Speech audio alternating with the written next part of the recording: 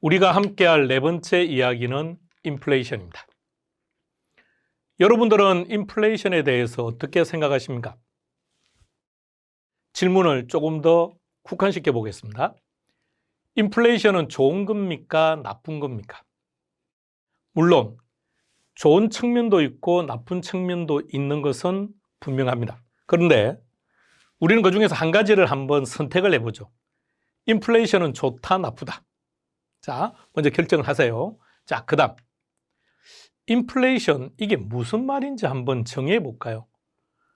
우리가 매 순간순간 뉴스 시간에 또는 우리가 신문에서 인플레이션이다라는 이야기를 안 들어본 해가, 안 들어본 달이, 안 들어보는 날이 있었나요? 우리는 매 순간순간 인플레이션을 경험하면서 살아왔습니다. 단지 차이점이 있다면 이 인플레이션이 급격하냐 완만하냐 이런 차이점이 있겠죠. 그래서 인플레이션이 급격할 때는 정부가 뭔가 강력한 대책을 한다고 자꾸 발표를 하죠. 인플레이션이 완만할 때는 별 얘기도 없죠. 인플레이션이라는 말도 잘 안 하죠. 자, 그러면 인플레이션 뭐라고 정의하는 겁니까? 여러분들이 인플레이션을 정의해 보세요. 좋습니다. 우리가 보통 인플레이션 그러면 물가 상승이라고 표현합니다. 우리가 즐겨 쓰는 이 물가라는 말을 좀 더 구체적으로 한번 표현해 볼게요. 여러분 다 같이 한번 읽어볼까요?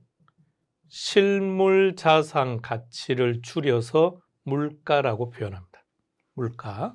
그런데 이 실물 자산 가치는 화폐 자산 가치하고는 반비례 관계입니다.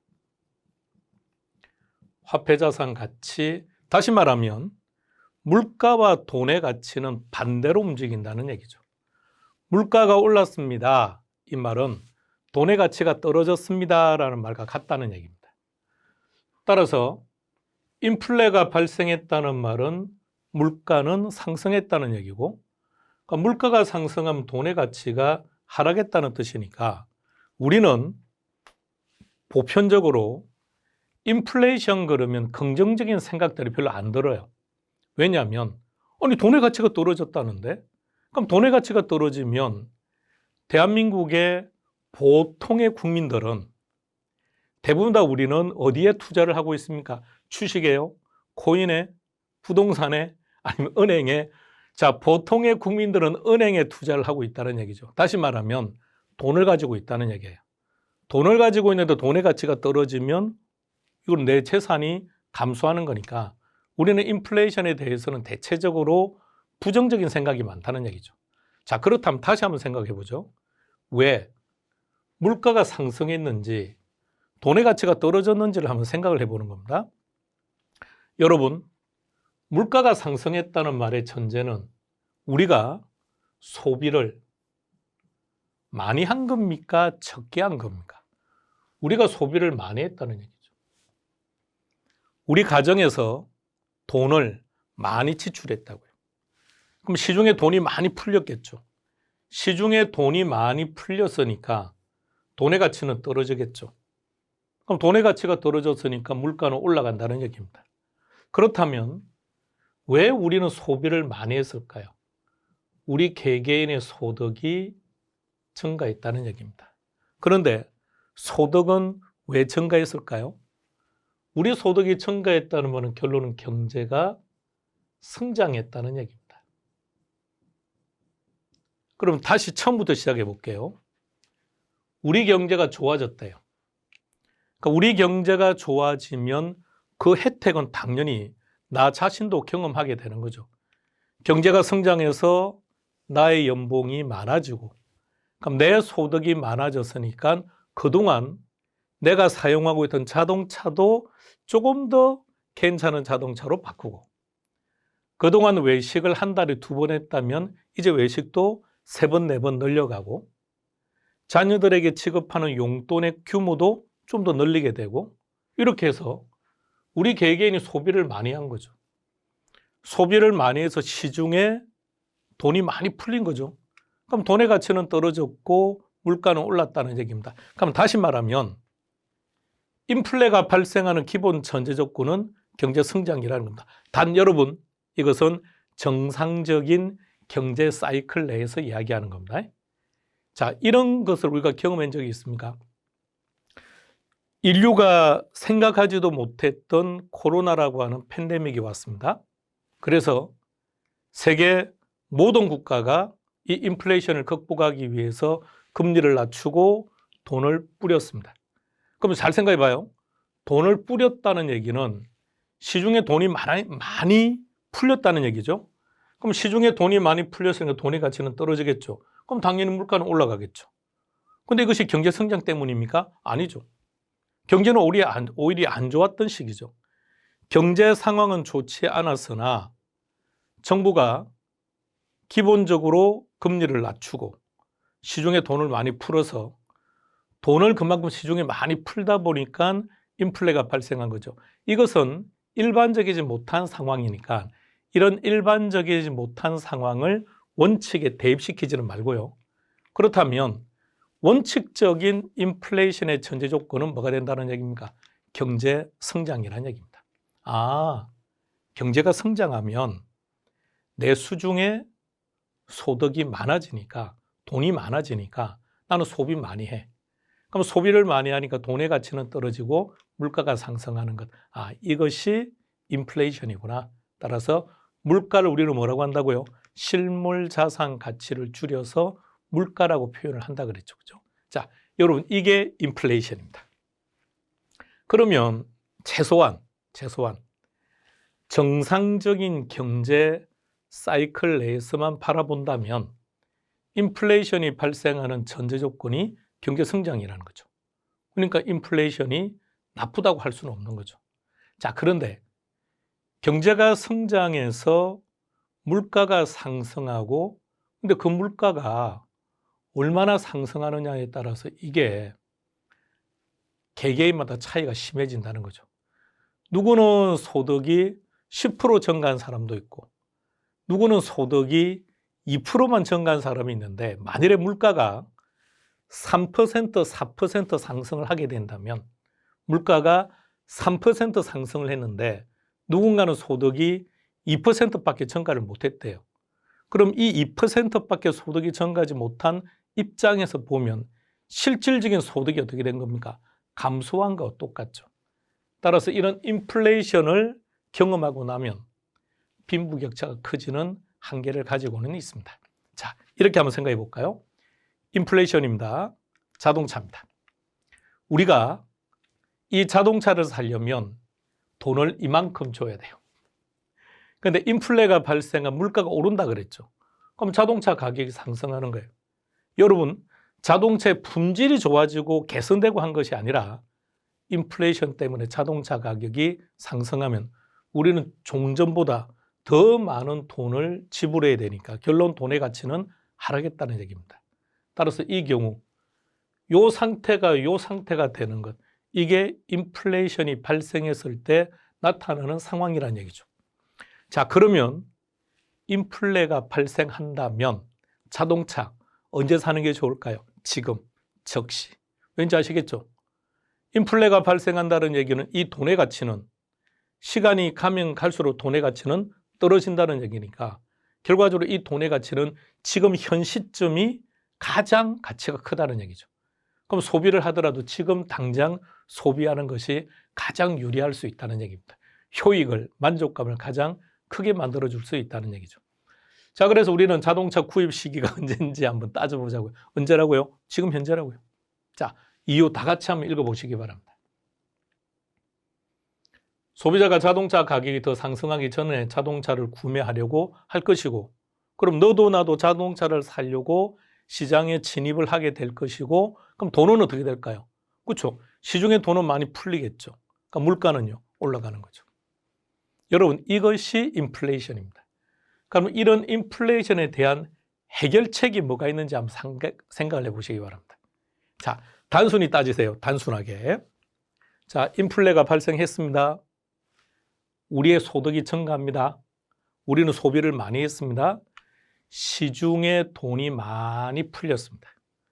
시중에 돈이 많이 풀려서 돈의 가치는 떨어지고 물가는 올랐어요. 그럼 이것을 해결하는 방법, 시중에 풀려있는 돈을 다시 정부가 회수해 가는 거예요. 그래서 은행의 은행, 정부의 은행이라고 하는 한국은행이 이 돈을 가지고 가는 거죠. 어떻게 하면 될까요? 금리를 인상하는 거죠. 여러분, 우리 지난 시간에 한국은행의 법 확인하셨죠? 한국은행의 목적이 뭐라고요? 물가 안정. 그럼 한국은행은 물가를 안정시키는 게 목적인데, 그렇다면 물가를 안정시키는 수단, 도구가 뭐라고요? 금리입니다. 따라서 금리를 올린다, 내린다는 것은 이런 의미를 가지고 있다는 얘기죠. 여기서 한 가지 미리 체크하고 갑시다. 여러분, 금리가 인상된다는 얘기는 앞으로 물가가 어떻게 된다는 뜻일까요? 앞으로 물가가 내린다는 뜻일까요? 오른다는 뜻일까요? 이렇게 생각하세요. 앞으로 물가가 하락할 거라고 생각하는데 정부가 금리를 인상했다? 이게 말이 안 되는 소리죠. 앞으로 물가가 내려갈 거라고 예상한다면 가계소득이 줄어들 거라고 예상한다는 얘기죠. 가계소득이 줄어들 것이라고 예상한다는 얘기는 경제 성장률이 하락할 거라는 얘기 아닌가요? 자, 그럼 이럴 때는 어떻게 되면 금리를 낮추어서 오히려 소비를 촉진시키는 것이 바람직하겠죠. 그런데 정부가 금리를 인상했다는 얘기는 향후에 물가는 더욱더 상승할 것이고, 물가가 더욱더 상승한다는 얘기는 경제가 더욱더 성장할 것이라고 바라본다는 얘기죠. 그런데 2024년 10월 달 우리 정부는 아주 오랜만에 23년 1월 달부터 진행하고 있던 기준금리를 0.25%포인트 인하했다, 그죠? 그러면 금리를 인하했다는 얘기는 정부는 앞으로 경제 상황이 어떨 것이라고 생각한다고요? 지금보다 더욱더 안 좋아질 거라고 예상하니까 선제적으로 금리를 낮추는 거죠. 이제 우리는 이 인플레이션과 부동산 가격은 어떤 상관성이 있는지 한번 따져볼게요. 여러분, 인플레가 발생하면 부동산 가격은 어떻게 될까요? 항상 우리는 말입니다. 우리는 원칙을 전제로 해서 나아가야 되는 겁니다. 그러니까 지금 현재 우리 경제 상황이 인플레이션이라는 것은 누구도 부정하지 못합니다. 근데 지금 이제 우리 부동산 가격이 오르는 지역도 있고 내리는 지역도 있고 보합세가 유지되는 것을 보고, 야, 이거 인플레이션과 부동산 가격은 상관관계가 조금 약한 거 아닐까라고 생각하는 것은 안 맞다는 얘기죠. 앞서 돈의 가치와 화폐자산 가치와 물가, 실물자산 가치는 반비례한다 그랬죠. 그럼 여기서 실물자산의 대표적인 게 부동산입니다. 그럼 이런 상태를 한번 보겠습니다. 이 부동산과 관련된 재무 상태표를 한번 볼게요. 자, 이 아파트를 사는데 내 돈이 6억이 들어갔답니다. 돈이 부족해서 은행에 4억을 대출받은 거예요. 따라서 이 둘을 합친 자산이 10억입니다.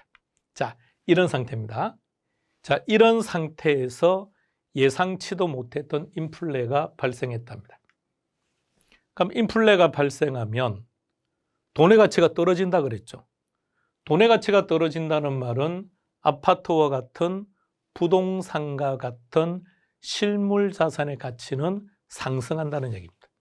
그렇다면 인플레이션의 결과 이 아파트 가격의 상태를 확인해 볼게요.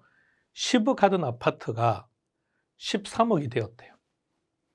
그러면 은행에서 대출받은 4억은 어떻게 된 거죠? 아니, 4억은 그대로 4억이죠. 우리가 은행에서 빌렸던 4억이 인플레이션이 발생했다고 해서 5억이 될 수는 없는 거 아닙니까? 단지 은행에서 4억을 빌렸는데 인플레가 발생해서 은행이 금리를 인상할 수는 있겠지만, 그죠? 주담대 금리를 인상할 수 있겠지만 부채 금액이 4억이 5억이 될 수는 없는 거죠. 그러니까 부채는 여전히 4억입니다. 자, 그럼 잘 보세요. 자본이 얼마가 됩니까? 9억이 되는 거죠. 신기하지 않나요? 그럼 다시 말하면 나는 10억짜리 아파트를 가지고 있었는데 부채가 40%입니다. 그런데 인플레이션이 발생해서 부동산 가격이 상승하게 되면요. 결과 어떻게 되느냐면 부채 부담률이 어떻게 됩니까? 낮아져요. 그러니까 종전에는 10억의 사억만큼 부채였는데 40%였죠. 이제는 13억의 사억이 되니까 부채 부담이 줄어집니다. 그래서 너도 나도 부동산을, 아파트를 사려고 하는 이유 중에 한 가지입니다. 그러면 인플레가 발생한다라고 하는 얘기들이 나오면 첫 번째, 현금 보유는 무조건 손해.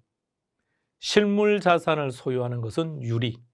그러면 인플레가 발생한다면 자동차도 지금 사는 게 좋고, 집에 있는 가전제품도 지금 사는 게 좋고, 자녀들 책상도 지금 사는 게 좋고, 부동산도 지금 사는 게 좋아요. 자, 그런데 자동차나 또는 집에 있는 가전제품이나 자녀들에게 사주는 책상은 감가가 발생하죠. 시간이 지나면 그들의 가치 자체가 자연스럽게 감가가 되는데 부동산은 감가가 안 되죠. 현실적으로 따지면 건물은 감가가 돼야 되는데, 그죠? 감가가 되면 가격은 떨어져야 되는데 오히려 그렇지 않죠. 오르죠. 자, 그렇다면 인플레가 발생했을 때 부동산 가격의 흐름으로 인해서 가만히 있었던 부채 부담이 줄어드는 결과를 가져온다는 얘기입니다. 인플레이션과 부동산 가격이었습니다. 자, 이제는 그럼 스태그플레이션이라는 게 무슨 말인지를 한번 살펴보죠. 여러분은 매스컴의 스태그플레이션이라는 말을 들어보셨습니까? 에그플레이션 이런 거 아닙니다. 스태그플레이션. 그러니까 에그플레이션은 스태그플레이션에서 따간 용어들이고요. 그러니까 스태그플레이션은 인플레이션과 인플레이션의 반대 디플레이션을 합쳐놓은 거라고 생각하면 됩니다. 여러분 이렇게 생각하시기 바랍니다. 나는 인플레이션이 싫어. 그러면 경제 상황은 셋 중에 하나입니다. 인플레이션 아니면 인플레의 반대인 디플레이션이거나 아니면 스태그플레이션입니다. 그러면 인플레이션이 좋을까요? 스태그플레이션이 좋을까요? 당연히 인플레이션이 좋죠. 자, 그러면 인플레이션이 좋을까요? 디플레이션이 좋을까요? 여러분 이런 얘기 저 많이 들었죠? 고용 없는 성장 이런 얘기 많이 들었죠? 그게 디플레이션요. 디플레이션 상황에서 많이 경험하는 겁니다. 디플레이션 안 좋은 겁니다. 그렇다면 셋 중에 어느 한 가지의 경제 상황은 늘 존재할 수밖에 없다면 그나마 인플레이션이 좋은 거죠. 자, 스태그플레이션을 한번 살펴보겠습니다. 자, 인플레이션입니다. 인플레이션은 뭐라고 전제했습니까? 자, 그 전에 전제 조건이 뭐였습니까? 좋습니다. 경제 성장입니다. 경제가 성장하는 과정에 물가가 상승하는 것. 이게 인플레이션이죠. 그럼 인플레이션의 반대말이 디플레이션입니다. 그럼 디플레이션은 인플레이션의 딱 반대로 말하면 됩니다. 경제 성장의 반대가 경제 침체죠. 물가 상승의 반대가 물가 하락이죠. 이게 디플레이션입니다. 자, 그러면 말입니다. 이제 우리는 스태그플레이션을 한번 정의해 보는 겁니다. 그럼 스태그플레이션은 어떻게 하느냐 하면 인플레와 디플레를 합친 건데 합쳤을 때 좋은 것만 합친 것이 아니라 안 좋은 것만 합친 거예요. 그럼 하나씩 선택해 보세요. 첫 번째, 경제 성장, 경제 침체. 어떤 게 좋은 겁니까? 경제 성장이죠. 그럼 경제 침체가 안 좋은 거죠. 안 좋은 걸 합쳤다 그랬죠? 그럼 경제 침체입니다.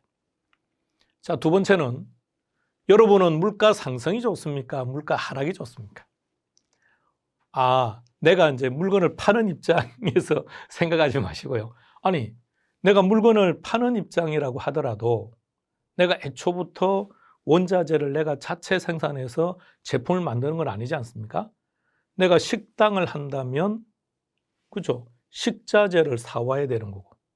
그럼 식자재 가격이 이미 상승한 상황이라면 나는 더 많은 비용을 지불하고 사와야 되는 거니까 물가 상승이 좋은 겁니까? 하락이 좋은 겁니까? 하락이 좋은 거죠. 그럼 안 좋은 거는 물가 상승이죠. 물가 상승. 다시 말해서 스태그플레이션은 인플레이션과 디플레이션에서 안 좋은 것만 뽑아서 만든 게 스태그플레이션입니다. 그럼 여기서 이제 2024년 대한민국의 경제 상태를 우리가 원칙적인 경제 원칙들을 가지고 한번 판단해 봅시다. 지금 대한민국은 경제 성장입니까? 경제 침체입니까? 우리는 당연히 성장하는 건 아니죠. 우리는 분명히 경제 침체 쪽입니다. 지금 우리는 물가는 상승합니까? 하락합니까? 말할 것도 없이 물가 상승해요. 그럼 이거하고 똑같은데요. 그렇지 않나요?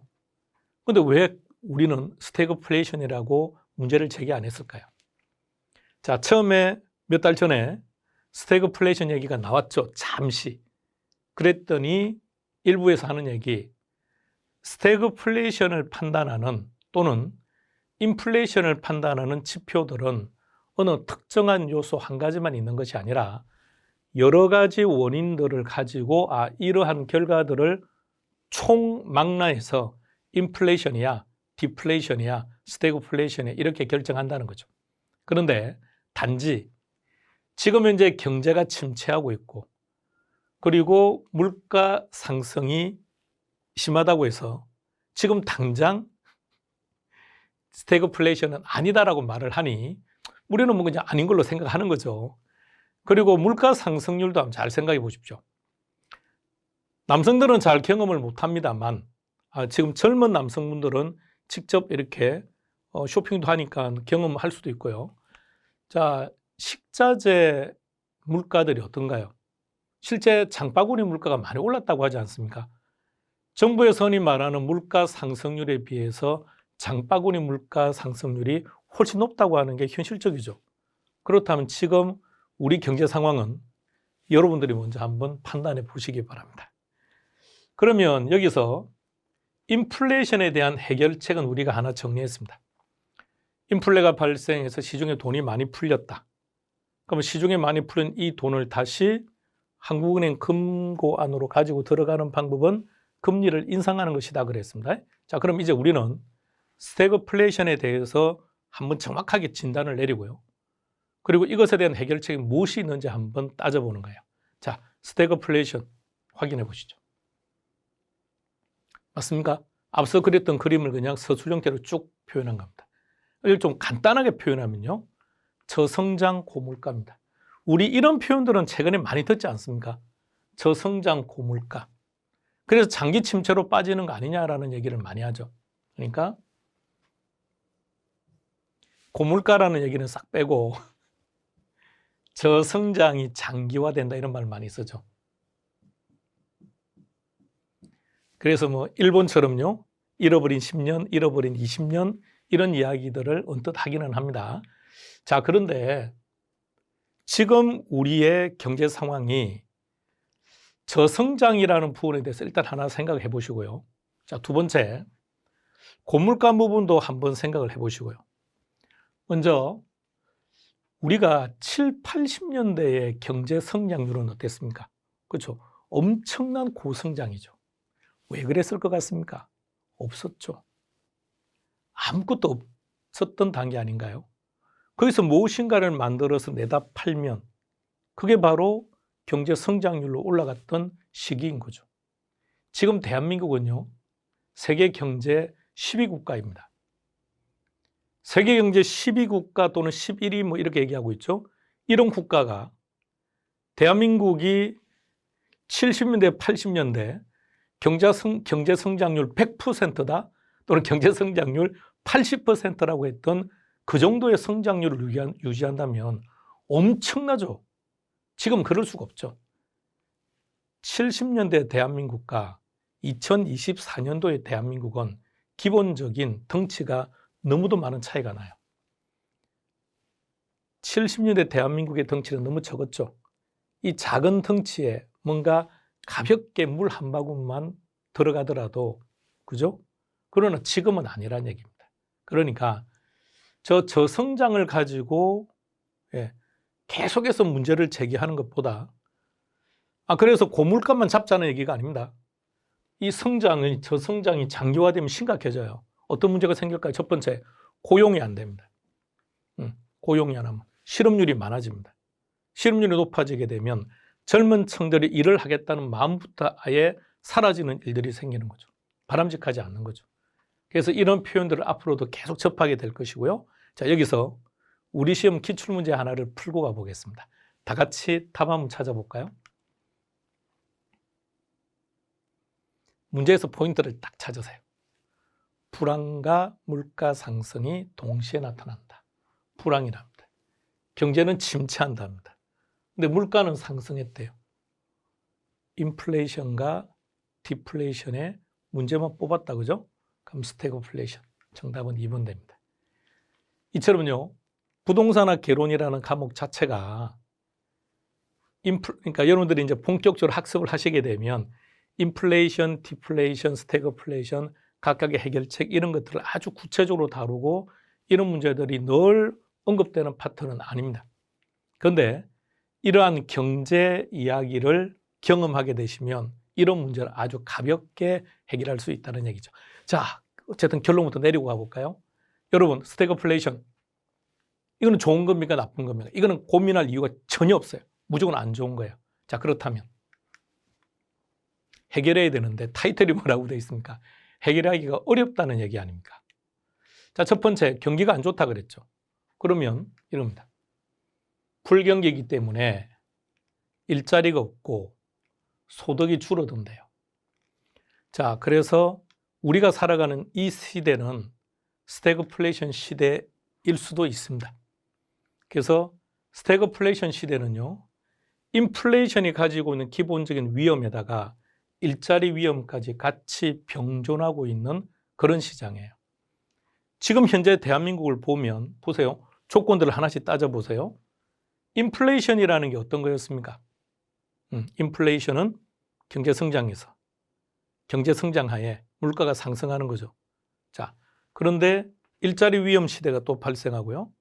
그래서 경제가 성장하면 좋은데 지금 경제 성장에 문제가 또 있으니까 저성장의 문제도 발생하고, 그죠? 그리고 일자리 구하기도 힘들어지고 이것이 스태그플레이션 시대에 나타나는 대표적 현상입니다. 그렇다면 이것을 해결하는 정책을 한번 생각해 볼까요? 앞서 인플레이션을 해결하는 가장 보편적인 정책이 뭐였습니까? 물가 상승이죠. 그럼 여기서는 물가 상승을 하면 어떻게 할까요? 돈을 풀어서 경기를 부양한다. 그러니까 어떻게 한다고요? 인플레가 발생하면 금리를 인상했죠. 응? 그런데 지금 이 상황은 스태그플레이션은 경제도 침체되었다고 했으니까, 그죠? 경제는 침체되었는데 물가는 오른다고 했으니까 이 상태에서 경제가 안 좋은데 금리를 인상하는 것은 위험하겠죠. 그래서 금리를 인하시켜 돈을 푸는 건 어떨까요? 금리를 인하시켜서 부동산 경기를 부양하거나 일반 경기를 부양했을 때 어떤 문제가 생길까요? 잘 생각해 보세요. 그렇죠. 돈의 가치가 더 떨어져서 물가는요, 더욱더 상승할 겁니다. 그렇다면 금리를 인상하는 건 어떨까요? 어떤 문제예요? 지금 경기가 안 좋다고 했죠. 경기가 안 좋은데 금리를 인상하면 경기는 더 안 좋아질 거 아닙니까? 그래서 스태그플레이션은 극복하기가 아주 힘들다는 얘기입니다. 인플레이션이 발생하면 금리를 인상시켜서 시중에 있는 돈을 한국은행 금고로 가져간다는데 스태그플레이션이 발생하면 금리를 인하해도 문제, 금리를 인상해도 문제, 이런저런 상황들이 발생합니다. 자, 그렇다면 어떤 대책이 좋을까? 자, 어떤 대책이 좋다라고 하는 것은 이제 앞으로 여러분들이 매스컴 등을 통해서 많이 접하게 될 것이고, 그리고 여러분도 한번 곰곰이 생각해 보시기 바랍니다. 근데 우리 이런 거 한번 생각해 볼까요? 이 방법이 좋다 나쁘다를 얘기하는 것이 아니라 일단 한번 우리도 생각해 보자고요. 자, 우리가 외국에 나가서 돈을 쓰는 것과 대한민국 내에서 돈을 쓰는 것, 어떤 게 이 상황을 극복하는 데 유리할까요? 나가서 돈을 쓰는 것보다 국내에서 돈을 쓰는 게 좋겠죠. 두 번째, 외국 사람들이 우리나라에 많이 오게끔 만드는 게 좋은 겁니까? 다른 나라로 가도록 하는 게 좋은 겁니까? 우리나라에 많이 오도록 만드는 게 좋겠죠. 아주 단순한 논리로 우리가 외국에 나가는 것보다 외국인들이 우리나라에 들어오는 비중이 훨씬 크면 클수록 우리가 이러한 상황을 극복하는 한 방법이 될 수도 있다는 거죠.